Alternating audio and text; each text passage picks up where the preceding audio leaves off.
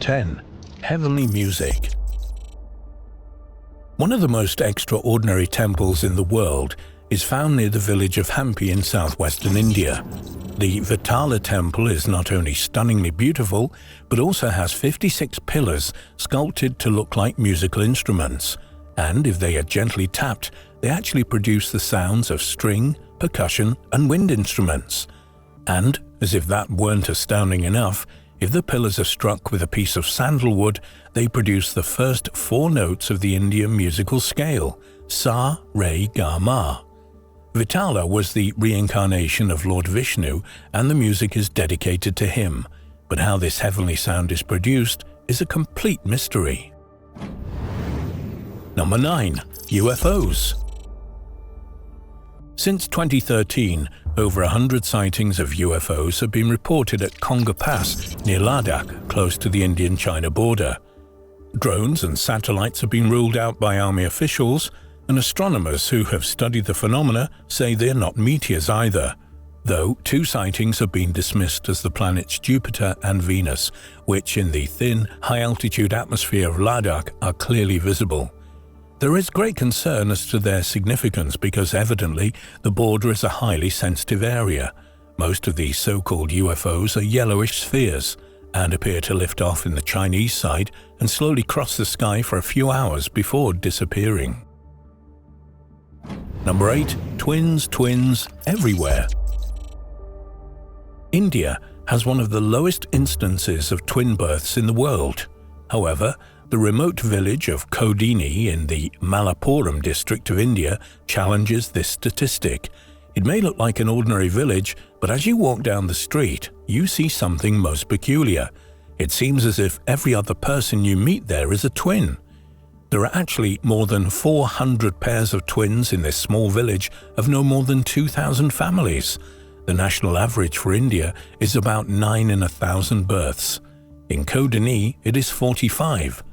Researchers from many universities throughout the world have collected DNA samples, but as yet can offer no explanation for this strange phenomenon. Number 7. Floating stones. In Hindu mythology, Lord Rama built a bridge from Pamban Island to Sri Lanka's Mannar Island so that he could rescue his wife who'd been kidnapped by the King of Lanka. The bridge, submerged since around 1500 AD, is still there. It's famous for having been built with floating stones, and indeed many of the stones in the area do float.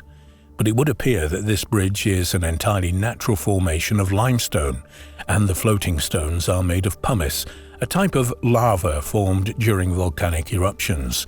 If there's water nearby, blobs of high-temperature lava freeze instantly the moment they fall into it. Icy bubbles form in the lava, which once melted leaves pockets and thus creates its spongy form. And this pumice can indeed float in water. Number 6. A growing statue. Yaganti is a temple of Lord Shiva with a genuine, fully documented and unsolved mystery. Built in the 15th century in the Kurnool district of India, there's a sculpture of a sacred bull calf known as Nandi in front of the temple. The locals claim that the idol used to be much smaller than it is at present, but until recently this has been dismissed as nothing more than myth-making. The Archaeological Survey of India decided to investigate the claim, and they have confirmed that indeed the statue is increasing in size by 1 inch every 20 years. There are pillars surrounding the idol. Temple staff have already had to remove one of them because of this mysterious growth. To date, there is no explanation for this curious phenomena. Number 5. Bewildered birds. Jaitinga is a village on a narrow ridge located in the state of Assam in India. Every summer, it suffers from major monsoons, these being large-scale sea breezes. They occur when the temperature on the land is either significantly warmer or cooler than the nearby ocean. On moonless and foggy dark nights, between the hours of 6 p.m. and 9:30 p.m., birds descend in vast numbers, drawn to the lights of the village. They become disorientated and land with no attempt to fly again. The phenomenon of disorientation in fog is well known to motorcyclists and can lead to uncontrollable hunting when the rider starts pushing the handlebars clockwise and counterclockwise in rapid succession as if trying to find the right direction to travel. It is thought that something similar is happening to these birds, particularly when they're disturbed by high-velocity winds at their roost. Number 4. Strange gift from aliens? Was Krishna's gigantic butterball, a 250-ton granite boulder, placed on a slippery slope in Matabelepuram in India by aliens? It's certainly very difficult to explain why this 20-foot-high boulder came to be there. Erosion, water flow and wind have been ruled out, particularly as it's balanced on a 4-foot ridge. And given that it's been there for at least 1,200 years, there's no evidence of technological sophistication in this remote village. It is a complete puzzle. In 1908, the governor of Madras tried to move it using 7 elephants, but it wouldn't budge. Although it's popularly known as Krishna's gigantic butterball, this name was invented by a tour guide in 1969. Its original name is Van Iraikal, which translated means Stone of the Sky God. No wonder that some people think it's a gift from extraterrestrials. Although that is, to put it politely, somewhat unlikely, no explanation has ever been found for the existence and location of this remarkable lump of granite. Number 3. Showing off. Virupadra Temple, known as the Lapakshi Temple, is one of the most beautiful architectural structures in India and was built in the 16th century on a granite hill which almost perfectly resembles the shape of a tortoise. The temple is laid out in 3 parts: the assembly hall, an antechamber, and the main part, the Sanctum Sanctorum.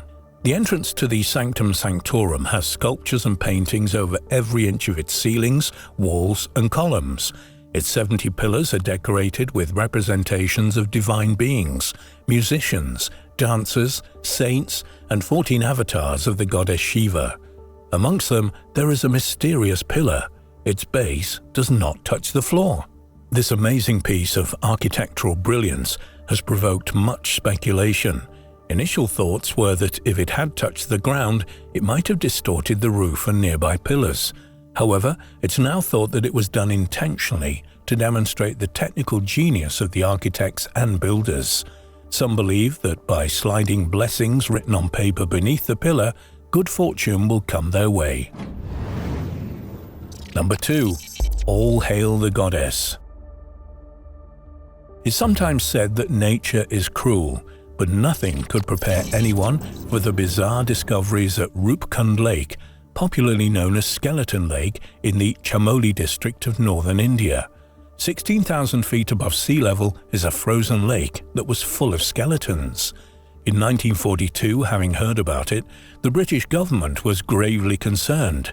Fearing a Japanese invasion into Europe, they presumed that the skeletons were the remains of Japanese soldiers, a front guard of more to come. However, on close inspection, scientists realized that the bones were not from Japanese soldiers. The bodies dated from around 850 AD. All of them had died in exactly the same way, from blows to the head. Close inspection ruled out weapons. It was bewildering. But the mystery was solved when researchers heard about a traditional Himalayan folk song. It tells of a goddess who was so angry people had trespassed on her mountain that she flung hailstones at them that were as hard as iron. In 2004, scientists came to the same conclusion. All 200 had died from a severe and sudden hailstorm. Number 1. Spooky. There's a 17th century fort in the state of Rajasthan, India, that is so spooky that the authorities have put up a notice prohibiting anyone from entering before sunrise or after sunset. This is the mysterious Bangar Fort. Architecturally, the fort is beautiful with temples and gardens that are open to the public. However, tourists frequently complain of a creepy, heavy feeling that descends upon them as they enter the fort. There are even stories that in the past, visitors in the night had disappeared and never heard of again. According to legends, it certainly has a rather dark history. A powerful monk called Baba Balak Nat ordered that no house in the precincts of the fort could be taller than his, and that, if the shadows of those houses fell upon his, the entire fort town would be destroyed by the gods. In another legend, a black magic wizard named N.K. Sinhai fell in love with the princess. He gave her a love potion, but she refused it and threw it on a boulder that rolled and crushed the wizard to death. But before he'd handed her the potion, he'd said that if she refused it, all the townsfolk would die. And shortly afterwards, the fort was invaded by the Mughals and all the inhabitants were killed. It is said that the ghosts of the wizard and princess haunt the fort, hence the disturbing atmosphere that visitors have reported. The top 10 lesser-known pyramids.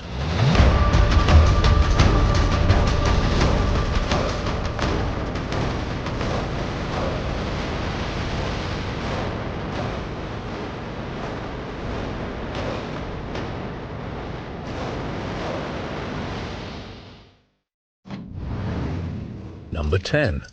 The Bent Pyramid. Most of the pyramids we know are perfectly pyramidal, but what about the bent one? Most of the pyramids in Egypt have sides that are angled typically at about 51 degrees. However, the one built for Sneferu, who reigned from 2613 to 2589 BC, is most peculiar. It's often called the Bent Pyramid. Its other names are rhomboidal or blunted pyramid. Halfway up, the angle of inclination changes from 55 to 43 degrees. Was this a deliberate innovation in pyramid design? Probably not. It appears to have been modified during its construction. There is evidence that its accretion layers were unstable. In the accretion method of building, a solid central core was first constructed. Then it was expanded by the addition of small, rectangular blocks that tilted or leant inwards against the main core. And to stabilize the Sneferu pyramid, the builders simply made the upper half less steep. There were other construction issues with the pyramid too. It appears that the architect was experimenting, to put it politely. Perhaps saying that he didn't quite know what he was doing would be more honest. Archaeologists are of the opinion that, as it was the largest pyramid built to that date, they hadn't quite got the hang of it. Number 9. Seashell Pyramids. Pyramids are fairly common throughout the world. This has led some to think that these cultures shared their ideas. However, in truth, a pyramid shape is the easiest way to construct a tall structure, so it's likely that each culture evolved the style independently. Certainly, there is no strong evidence of shared cultures, though there are very interesting speculations. There are also vast differences about how the pyramids were constructed in different parts of the world. For example, the Brazilian pyramids, older than the European ones, were constructed from seashells. Some took centuries to build as the process was so onerous. Sadly, fewer than 10% of these remain. They were mistaken for rubbish dumps of discarded shells and simply cleared for road building. Number 8. Pure folly. Most of the Egyptian pyramids were tombs and monuments built to honor a deceased pharaoh, a source of national pride and sadness at the loss of a king. But there's one that is more likely to raise a smile than a tear. This belongs not to a noble pharaoh, but to an eccentric Englishman in the late 1700s. His name was John Fuller, but he was better known at the time as Mad Jack Fuller. In 1777, aged 20, he inherited large estates in Sussex, England, and several Jamaican plantations. Rich at last, he let his enthusiasms run riot. He became a member of Parliament and would ride there in grand style with heavily armed servants. He was a drunk and often let his temper get the better of him. In 1810, he insulted the Speaker in Parliament, a kind of political referee, by calling him the insignificant little fellow in the wig. He was seized by the sergeant-at-arms and expelled from the building. His passion was for follies, utterly pointless buildings that looked fun or grand. On his lands, he built a classical temple, a tower, an obelisk and a spire. The spire came about because he once bragged that he could see the spire of the local church from his estate. He couldn't, and because he hated to be wrong, he just built an exact replica in his grounds to prove that he could. But his most peculiar folly was to build a pyramid on the estate to house his body. Apparently, he wanted to make sure his relatives couldn't eat him. His exact words were that if he were buried, the worms would eat me, the ducks would eat the worms, and my relations will eat the ducks. No way. It's rumored that he was interred at a beautifully arranged table in a full dinner suit with a bottle of fine claret beside him. Renovations in the 1980s unfortunately proved this to be just one of his many jests. Number 7. The Goddess of Victory. If someone mentions Nike, it's likely they're referring to a shoe. But Nike, in ancient Greek culture, was actually the goddess of victory. After the First World War, a pyramid was built in the US with the goddess Nike perched on top, signifying the victory over the German armies. And of what was the pyramid constructed? Captured German helmets. These pointed helmets, known as Pickelhaube, were gathered in huge quantities, 12,000 in total, to make the pyramid as the centerpiece of a fundraising campaign to help pay off the national debts accrued during the war. Number 6. Grim Pyramids. In 1884, attendees of a science conference in the US proposed that the Egyptian pyramids were actually natural hills with the stones placed upon them. This idea came from Herodotus, the respected Greek historian who lived in the 5th century BC. They were ridiculed for this proposal. However, they would have been correct if they'd been referring to most of the pyramids in Central America or Mesoamerica. The pyramids of La Queimada are set into the hills. One of them, the votive pyramid, had a small temple at the top where votive offerings were left for the gods. Another one, the sacrificial pyramid, was as grim as it sounds. Human sacrifices were made there. The victims' bodies were thrown down the wooden steps and eaten. During the sacrifice, the heads were cut off, drilled, and displayed on stakes on the pyramid. It makes modern-day religion seem quite tame in comparison. Thank goodness. Number 5. The Power of the Pyramids. Do pyramids have special powers? In 1990, Moscow scientist Dr. Alexander Golod began building pyramids, following years of research into their possible mysterious powers. He theorized that they have energy forces that bring benefits to humans and the environment. His structures are modern and made of fiberglass. The largest was over 150 feet tall and weighed 55 tons. He makes quite a number of claims that immune systems are boosted, medicines become more effective with fewer side effects, agricultural seeds show a 30 to 100% increase in yield, they repair the ozone layer, viruses and bacteria are less pathogenic, radioactive materials become inert, and, following experiments in Russian jails, that prisoners become less violent. Although he had a huge following in Russia, no other scientists have replicated his results, and they obviously don't have any beneficial effect on the weather, as, in 2017, his large one in Moscow was destroyed by a storm. Number 4. Upgraded pyramids. The Egyptian pyramids were mostly built from limestone, numalite for the main construction and tura for the covering. The Romans decided that concrete would be better. Roman concrete is incredibly strong, made, as it is, from volcanic ash.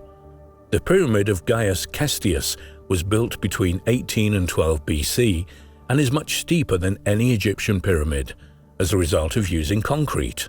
Not much is known about Gaius Cestius, except that he was a magistrate and a member of the powerful Septemviri Epiloneum, who, as one of the 4 religious corporations of ancient Rome, organized feasts and banquets at festivals and games. Number 3. A different angle of pyramids. The Romans weren't the only ones who built steep pyramids. The Nubian pyramids have sides that are inclined at an astonishing 70 degrees. In fact, it's thought that Gaius Castius got his ideas whilst on campaigns in the Middle East. There's a huge number of pyramids in Nubia, a region between Khartoum in central Sudan and Aswan in southern Egypt. So far, in excess of 350 pyramids have been discovered. This is about twice the number in Egypt. They were built long after the Egyptian ones, round about 700 BC, nearly 2,000 years after the Egyptians. It's thought that they were emulating their neighbors.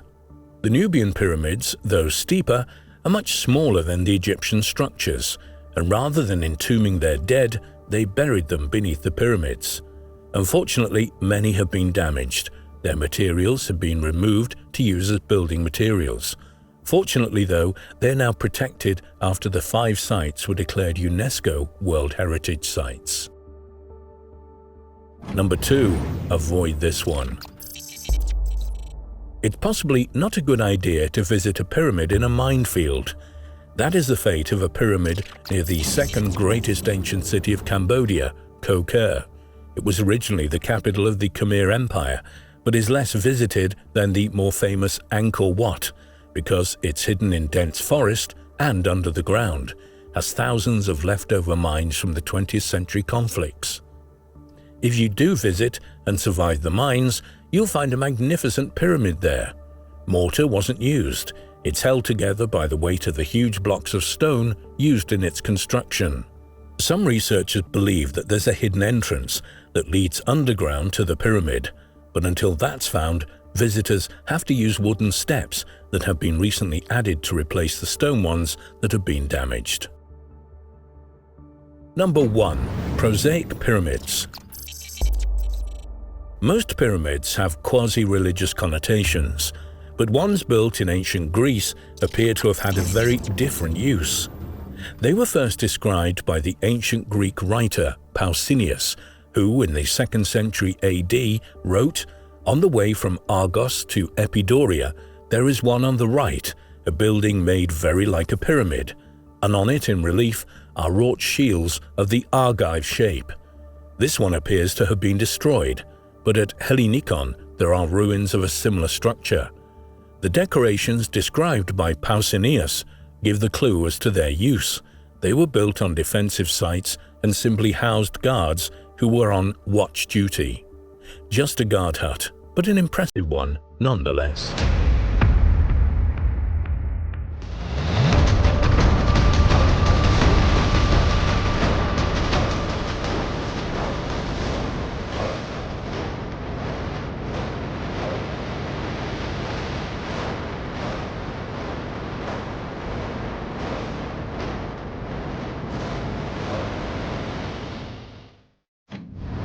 Number 10. Solstice Splendors. The Taj Mahal in Hindi means the crown of the palaces. Commissioned by the Mughal Emperor Shah Jahan, it took about 20 years to build and was completed in 1653. Made of ivory white marble, it is a mausoleum constructed as the final resting place of the Shah's favorite wife, Mumtaz Mahal. It is one of the most expensive buildings of all time, costing the equivalent of nearly $1 trillion. It is perfectly aligned north-south. However, recently it was realized that other parts of the grounds had special alignments too. There are 2 pavilions that guard the mausoleum and the minarets. At the summer solstice, dawn breaks precisely over the pavilion to the northeast, and the sun sets over the one to the southeast. At the winter solstice, the exact opposite occurs, of course. It's theorized that the architects used this alignment to ensure the Taj Mahal's perfect north-south alignment. Number 9. Symbol Citadel. Above the Sacred Valley in southern Peru stands the astounding 15th century Inca citadel Machu Picchu. With its polished, dry stone walls, it's built in the classical Inca style. There are 3 main buildings: the Temple of the Sun, the Room of the 3 Windows, and a ritual stone used as an astronomic clock or calendar. It was built around 1450. Strangely, it was abandoned a century later, but not because of the Spanish invasions. No one is sure why it was deserted. Indeed, it was completely unknown to the wider world until it was found by American historian Hiram Bingham in 1911. Even though researchers and tourists have visited it in their thousands, it's only recently that a major new discovery has been made. Just a 15-minute walk away from the citadel is a cave decorated with paintings of a man and a llama and a mysterious geometric symbol. Though no one knows the significance of this find, it's thought to predate the 13th century Inca civilization. Number 8. Voids and errors at Giza. For over 100 years, no major discoveries had been made about the Great Pyramid of Giza, but recently there have been two. First, in May 2019, archaeologists discovered an immense void above the Grand Gallery. Its volume is almost the same as the Grand Gallery, which leads to Khufu's burial chamber and for whom the pyramid was built. The void is around 100 feet long and was found using high-energy particle scanners. It's not yet been explored though. Undoubtedly it will be in the near future. Indeed, at the moment it's uncertain whether it's a single space or a series of voids, and its purpose is a mystery. The second discovery has challenged the view that the pyramid is geometrically perfect. Following the use of cutting-edge laser technology, it was found that the pyramid is lopsided. Its base is nearly 6 inches longer on the west than on the east. This hadn't been spotted before because much of the pyramid is missing. The casing stones, limestone slabs that smoothed the otherwise stepped pyramid, have largely been removed, making earlier accurate measurements impossible. Number 7.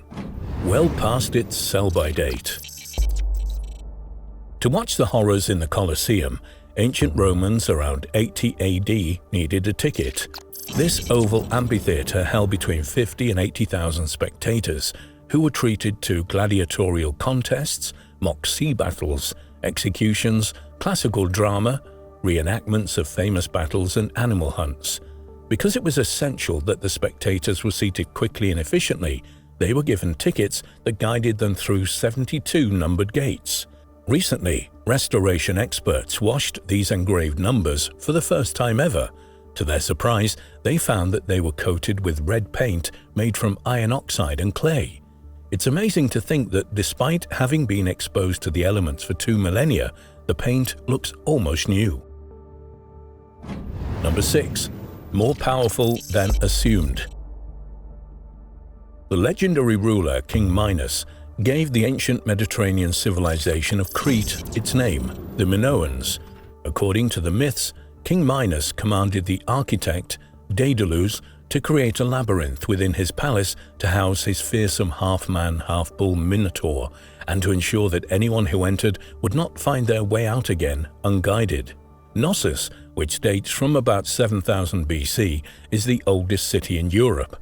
Within the metropolis is Crete's most famous structure, the Palace of Knossos. Recent excavations have shown that the city is 3 times larger than was previously thought. Newly discovered graves have been found, many of them containing imported goods of great value and rarity. It's now believed that Knossos was a major trade hub of the ancient world, as these items come not only from nearby Greece, but also from Egypt and Mesopotamia, or as it's now known, the Near East. Number 5. Animal-aided excavations. Recently, a burrowing badger dug up a crematorian urn near Stonehenge on Salisbury Plain in southern England. Archaeologists rushed to the site and found a Bronze Age grave, dated possibly to around 2000 BC. Apart from the cremated human remains, they found a copper chisel with an ornate bone handle and bronze saw. The deceased appears to have been an archer, as it also contained an archery wrist guard and shaft straighteners. All were in near perfect condition, despite being about 4,000 years old. Number 4. Veterans tidy up. The Stonehenge badger was a comparatively skilled excavator, certainly compared with a 70-den-strong colony living just a few miles away. These amateurs left their finds strewn all over the place. This presents a problem for archaeologists who like to map all their finds. Fortunately, a team of military veterans was brought in to take over from the badgers. This proved to be a great success. They found the 6th century remains of 27 Anglo-Saxon warriors buried with jewelry, bone combs, spears and knives, a remarkable and rare find. Number 3. Protesters ensure site's ruination. Over 4,000 years ago, prehistoric Bronze Age Britons built a ritual burial site on the coast of Norfolk. It was a timber circle of 55 split oak trunks that had an upturned tree root at its center. Its function seemed a little gory. It appears to be a mortuary enclosure for excarnation, the ancient practice of stripping the flesh from a body before burying just the deceased skeleton. Seahenge, as it was nicknamed in 1998, though properly known as Home-1, became not just the site of an ancient burial, but also of modern protests, led by neo-pagans and New Age movements. Over the millennia, the wooden structure had been preserved beneath the mud. Unfortunately, in recent times, the mud had shifted, and it was exposed to corrosive oxygen and salt water. English Heritage wanted to remove Seahenge and treat the wood. The protesters claimed spiritual ownership of the site, claiming that removing it would be an insult to the ancient religion and its followers. Eventually, English Heritage won, and after many years of specialized treatment, it is now on show at the nearby King's Lynn Museum and open to the public. Recently, a second, older ring has been discovered nearby. Home 2 is at least 100 years older than Seahenge, and it's thought that the two were used together. Unfortunately, it is deteriorating and will not last much longer as English Heritage, bruised by the previous controversy, refuses to have anything to do with it. Number 2. Wat? New discoveries. Angkor Wat in Cambodia is one of the world's largest religious monuments and was built in the early 12th century as the center of the Khmer Empire. In 2012, the foundations of an entire city were unearthed, including 8 towers, a spiral and concealed paintings. The spiral is like nothing ever found before. It's made of sand and nearly a mile long and flowing in rectangular lines. The paintings cannot be seen by the naked eye. After digital enhancement, they show gods, animals, musical scenes and horsemen. The most spectacular find, however, is the lost city of Mahendra Parvata, or the Mountain of the Great Indra, a Hindu god. Though referenced in ancient texts, it was always assumed to be mythical. However, helicopter-mounted laser scanning technology, called LiDAR, exposed the foundations, which include 30 previously unknown temples and a complex grid-like network of roads and water dikes. Mahendra Parvata predates Angkor Wat by at least 350 years. Ground-based expeditions, unfortunately, are hampered by bogs, thick forests, and perhaps most dangerous of all, thousands of landmines left over from the Vietnam War. Number 1. Stone City. Archaeologists at one of the new 7 wonders of the world, the ancient city of Petra in southern Jordan, have uncovered a major new find, despite 200 years of excavations. The massive metropolis is carved from Arabian desert cliffs. 2,000 years old, it comprises homes, forts, tombs, and places of worship, and truly is a wonder to behold. In 2016, a mammoth structure was found about half a mile from the city. It's a giant rectangular platform with pillars, terrace walls, and an immense stairway. As yet, its purpose is unknown, but archaeological work there is intense.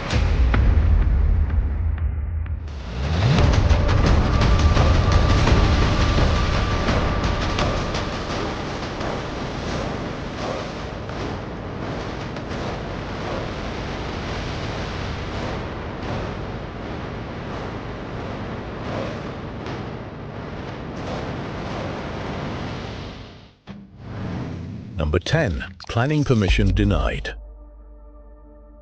Plans to construct a nursery in the Arnona district of Jerusalem came to an abrupt halt. In that ancient city, you only get planning permission once antiquity officials have visited to ensure that the site has nothing of archaeological significance. But it had.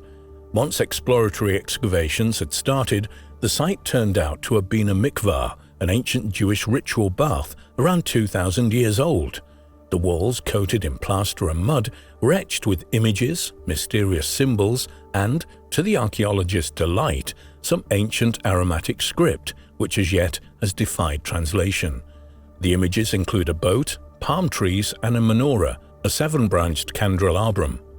This is an extremely rare finding, dated as it is from the end of the Second Temple period when the Romans destroyed much of Jerusalem and its temple. Number 9. Bad tenants beware. 2,200 years ago, a group of young Turkish men decided to rent out a property that they'd inherited in Teos. Nowadays, leases are typically in electronic form or printed on paper, but not back then. Extraordinary as it may seem, the details were chiseled onto a stone stela, standing 5 feet tall and erected at the site's Dionysus temple. These students, or neos, were a strict bunch, because in addition to the names of the tenants and witnesses, the occupation rules were listed along with severe punishments that would be meted out for missed rent, inappropriate use of the building, or damage to it. They also insisted on a vacant possession of their property 3 days a year, without rebate.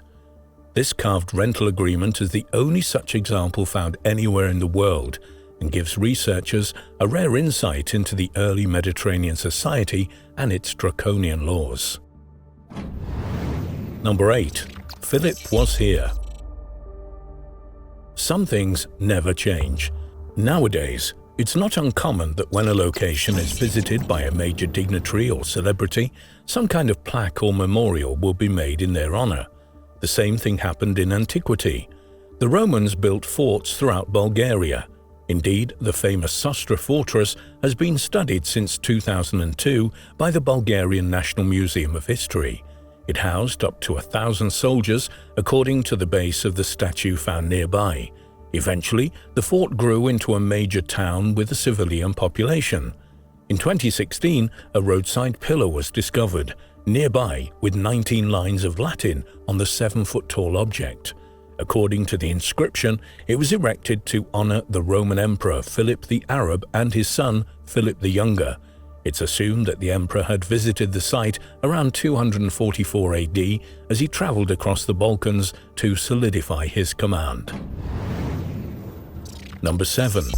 Symbols in the Land of Plenty. The Kayamoks are an indigenous people who, for thousands of years, occupied the shores of eastern Vancouver Island on the west of Canada. They call that area the Land of Plenty. They had a sophisticated culture which included masked dances and rhythmic songs. In 2015, their modern council, known as the Comox First Nation or Comox Indian Band, gathered for a barbecue in the Comox Valley. Following their traditions, they started to dig a roasting pit, and they were surprised to find that they were excavating large numbers of ancient seashells. They realized that they'd stumbled upon something of historical significance. The following year, a team of archaeologists began a formal excavation. They found not just shells, but over 80 mysterious flat stones and tablets, along with clear evidence of a long-lost village. Each stone was inscribed with a symbol, including images of a feather, a tree, and what is known to be a fertility symbol. Experts are trying to decipher the inscriptions, but with their being over 2,000 years old and badly worn, this is proving very difficult. Simon Fraser University is hopeful that, following laser scanning, the mystery will be solved. Number 6. Ancient Messages of Love. In 1962, American country-style rock and roll duo the Everly Brothers released a song, That's Old-Fashioned, with the line, "And we carve our initials in the old oak tree." They certainly weren't the first and certainly won't be the last to do that. But if you're on an island, more or less devoid of trees, what do you do when you and your lover want to declare your love and make your mark? Answer: carve it into the rocks. And that's what happened at least 2,500 years ago on the Greek island of Astipalaya. The island is largely made up of dolomite limestone, a fairly soft mineral that makes up about 2% of the Earth's crust and is commonly used after crushing, treating and purifying as a medicine to neutralize stomach acid. Apart from quite a few rather explicit drawings, the lovers on this island have written charming messages about their mutual affection. The standard of literacy is quite remarkable, showing that, in ancient Greece, ordinary folk were more highly educated than previously thought. Number 5. One word, a vital clue. In 2016, archaeologists found a broken stela in the Krasnodar region of Russia. They were a bit puzzled. The pillar was made of marble, which is not native to the region. The site was originally called Phainagoria, an ancient Greek colony, founded in the 6th century BC. The city was immensely important as it was the economic and cultural center of the Black Sea territory. It is known to have been destroyed in the 10th century AD by Viking invaders from Scandinavia, known as the Rus, and possibly the source of the name Russia. Archaeologists have successfully translated the ancient Persian script. It praises King Darius I's victory over Greece's attempts to subdue his country, Persia, in 494 BC. No one was sure where the Greek resistance had been crushed, and the script held the answer. It was Miletus, a city in present-day Turkey. It is presumed that the stela was erected in Miletus, where marble is found, and sometime later transported to Phainagoria, probably as nothing more than a ship's ballast. Although it had an ignoble end, it has revealed important clues for historians of ancient Greece and its struggles against disruptive colonies. Number 4. Who was Gargilius Antigus? To historians interested in ancient Rome, Gargilius Antigus is a familiar name. It was known that he ruled part of the Roman Empire. But which part? No one knew. That is, until very recently, when archaeologists found a huge rock underwater off Israel's Mediterranean coast. Several lines of Latin were inscribed on what appears to have been the base of the statue. They specifically mentioned Antigus as the Roman governor of Judea in around 130 AD. This was just before the famous Bar Kokhba uprising, the Jewish revolt against Roman rule that occurred in the years AD 132 to 136. So that mystery is solved. He ruled Judea. Number 3. The Land of Dead Fire. There is very little water in Jordan's Black Desert, as the name implies, and yet 2,000 years ago, an area within it, known as Jebel Kerma, appears to have supported a large population, living in green pastures abundantly populated with wildlife. Recently, rock etchings have been uncovered in their thousands that are inscribed with drawings and text that tell of this distant, verdant past. The script is called Sophiatic, which is related to Old Arabic, but a nightmare to figure out because there's little consistency in letter shapes, spelling, or grammar. Some etchings are just people's names. Some express concern about loved ones who are missing in battle, and one suggests that there was tension between the Jebel Kerma society, their Nabatean neighbors, who built the beautiful city of Petra. It says, "I am on the lookout for Nabateans." The petroglyphs, or rock art, show images of lions, antelopes, horses, and ostriches. Myriad heaps of charcoal clearly indicate the existence of water, as this shows that trees must have existed here 2,000 years ago, though no one is sure why this area dried up so dramatically. Number 2. Words or symbols. Until 2003, it was thought that the written Chinese language was created about 3,600 years ago at the tail end of the Shang dynasty. Characters were found carved into animal bones, which became known as the oracle bones. However, following the discovery of Neolithic shards near Shanghai, this has been pushed back by an astonishing 1,400 years. 200 fragments of jade, bone, wood, ivory, pottery, and stone, all with clear linguistic inscriptions, have been excavated at the remarkable Zhuangqiu excavation site. Number 1. Writings on the wall. Europeans have always been accused of bringing death and destruction to the lands they conquered. Though this is true to some extent, there is evidence that, initially, at least, it wasn't always the case. In 1492, Columbus sailed the ocean blue, goes the popular verse, and 2 years later he discovered the Caribbean island of Mona. The natives there lived in immense, deep cave networks and decorated their walls with drawings and writings. In 2013, Mona's caves were revisited by scholars. It was already known that the walls were richly adorned with superb images of hunters, animals, and landscapes. But the researchers discovered something new. It was always thought that the Caribbean folk had no written language. This was probably true of their own language, but on the walls, the scholars found phrases, clumsily written in Spanish and Latin, and to their surprise, lots of Christian symbols. It suggests that in those early years, the colonists had taught them writing, albeit not of their native tongue, and had introduced them to Christianity.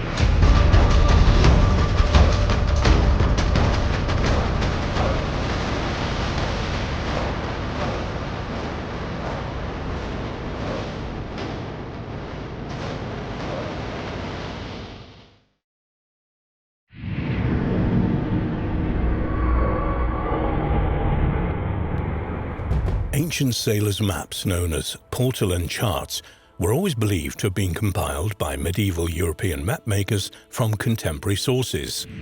Some researchers have argued that the existence of the mysterious Piri Reis map, one of the oldest known surviving maps showing the Americas, is evidence against this hypothesis.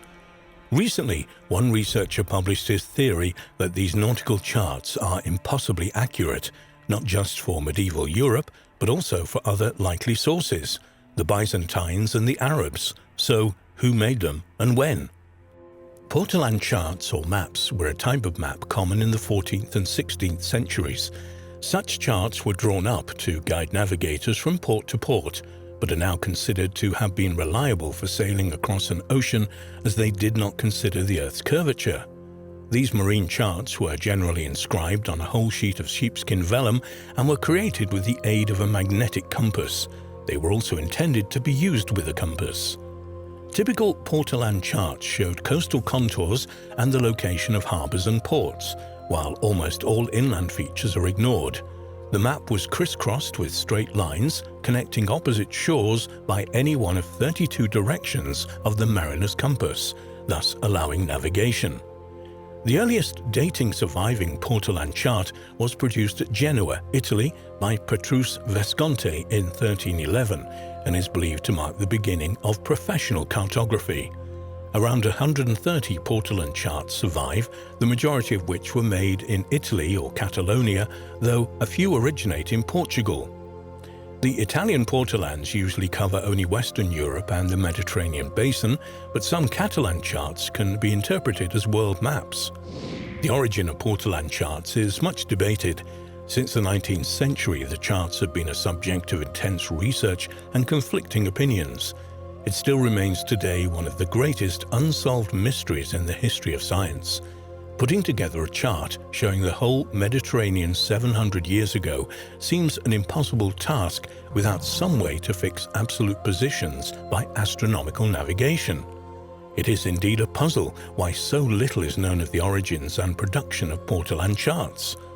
The most popular hypothesis among cartographic historians is that portolans were somehow assembled together from the collected knowledge of medieval European sailors, possibly enhanced by older knowledge from Byzantine and Arab sources. Evelyn Edson, author of the 2007 book The World Map, 1300 to 1492, commented on the mysterious origin of portolan charts. People maybe think the Romans made the first ones and they've been lost, or the Phoenicians, or even aliens.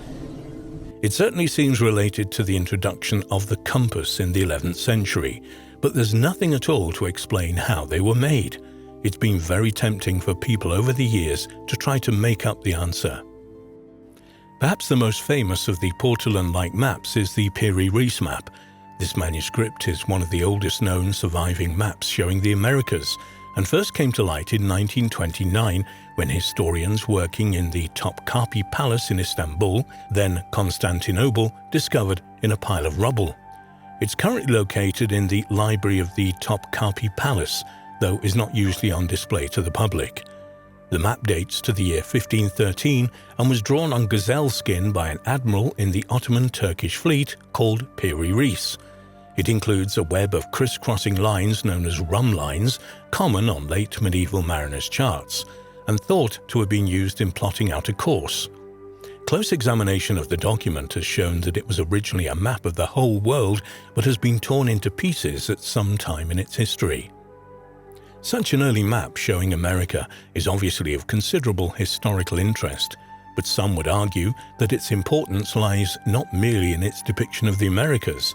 In his book Map of the Ancient Sea Kings, first published in 1966, Charles Hapgood, a historian and geographer at the University of New Hampshire, put forward the controversial theory that the landmass joined to the southern part of South America at the bottom of the map can only be a depiction of Antarctica, hundreds of years before it was discovered.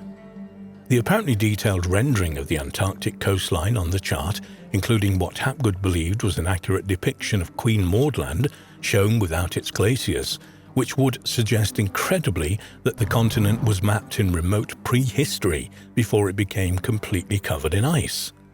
But how was Stone Age man able to survey and chart the region of Antarctica at such an early period in human history? Hapgood suggested the existence of now forgotten prehistoric seafaring civilizations, whose achievements included journeying from pole to pole and mapping the entire surface of the Earth at some time in the remote past. He theorized that these civilizations had left a legacy of maps which were hand-copied over thousands of years, perhaps by expert seafaring cultures such as the Minoans of Crete and the Phoenicians. For Hapgood, the Piri Reis map was in effect a compilation of these ancient maps. The sources for Piri Reis's map are somewhat of a mystery, but most researchers believe they would have included the works of Greek astronomer and geographer Ptolemy, 2nd century AD, various Portuguese maps, and Christopher Columbus. In fact, Reis himself states in his notes on the chart that he copied from Columbus's maps. Many features on the Piri Reis map, including place names and representations in the West Indies, show that he was using at least one of Columbus's maps to draw his own chart. Another indication that Reis was using medieval European maps is the depiction, near the top of the chart, of a ship next to a fish, which carries two people on its back. This note attached to this illustration quotes a medieval story from the life of the Irish Saint Brendan. This has obviously been reproduced by Piri Reis from one of his source maps, proving that one of them at least was of medieval European origin. Most scholars now believe that the Piri Reis map is no more accurate than would be expected for a 16th century Portolan chart, deriving information from existing geographical knowledge and often pure conjecture. There is no reason to believe that Piri Reis based his map on the work of a hypothetical ancient superculture. Certainly, it's possible that he had an ancient source of material that is now lost to us, but beyond that, the Piri Reis map should be appreciated for what it is, a strikingly beautiful and historically important document of medieval history. In March 2016, Roelof Nicolai, a Dutch geodetic scientist who obtained his doctorate degree from Utrecht University for a dissertation entitled A Critical Review of the Hypothesis of a Medieval Origin for Portolan Charts. In this thesis, Nicolai puts forth the theory that Portolan charts were made using techniques that were simply not available to medieval Europeans. Nicolai was able to show that Portolans achieved their accuracy by making the use of what appears to be a primitive version of the Mercator projection, nearly 300 years before it was introduced by cartographer Gerardus Mercator in 1569. The Mercator projection is a cylindrical map projection, which is a mathematical method of projecting spherical data onto a flat surface that would prove vital to navigation, as straight lines drawn on the map equal straight lines at sea. Nicolai said of some of the discoveries he made during his research, "The Portolan maps I've researched all seem to be made using the Mercator projection. They've all clearly been produced on medieval parchment, but those map makers probably didn't realize the accuracy of the maps they were producing. We immediately recognized the shapes of the Mediterranean, but even in the late Middle Ages, that shape was far from established on maps. Nobody really knew how all of the Mediterranean shorelines ran. There are obvious differences of scale and orientation between different areas on Portolan maps. Not only does that demonstrate clearly that they were not collated from different maps, it also shows that most medieval cartographers were not familiar with the techniques used to produce these different sources. Nicolai's research also revealed that it was not until the 19th century that cartographers were able to achieve the accuracy shown on the portolans. Unfortunately, through Nicolai's work, it shows that the origin of portolan charts goes back much further than previously believed. He is still unsure of their actual place of origin. He believes that the accuracy of the portolans exceeds the navigational ability of the Arabs of the time, and also the scientific knowledge of the ancient Greeks and Romans.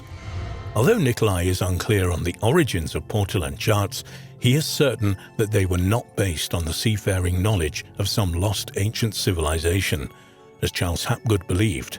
He commented, "Perhaps we should re-evaluate what we think was the state of science in antiquity, as long as this doesn't generate any speculation on so-called lost civilizations. As far as these portolans are concerned, we'll just have to think our way back, step by step."